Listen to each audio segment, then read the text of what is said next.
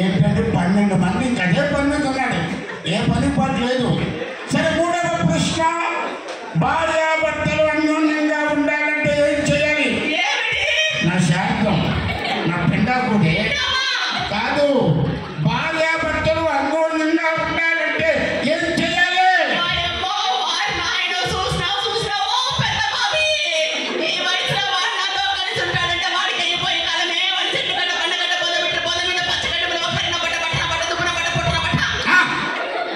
నేను ఇంట్లో తక్కువ, ఇన్నోవాలు ఎక్కువ ఉంటా, హౌస్లో తక్కువ, బస్సులో ఎక్కువ ఉంటా.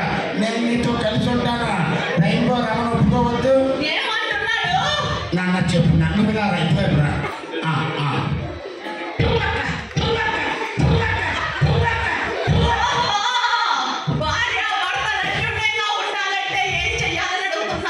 అంటే నా కోపం వచ్చిందనుకో ముసలాడు సైలెంట్ గా ఉంటాడు, ముసలాడి కోపం వచ్చిందనుకో ముసలాడే సైలెంట్ గా ఉంటాడు.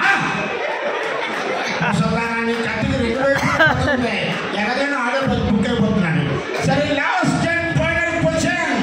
ముందు కూర్చోండి, కూర్చోండి, ముసలాడా కూర్చో. కూర్చో. 4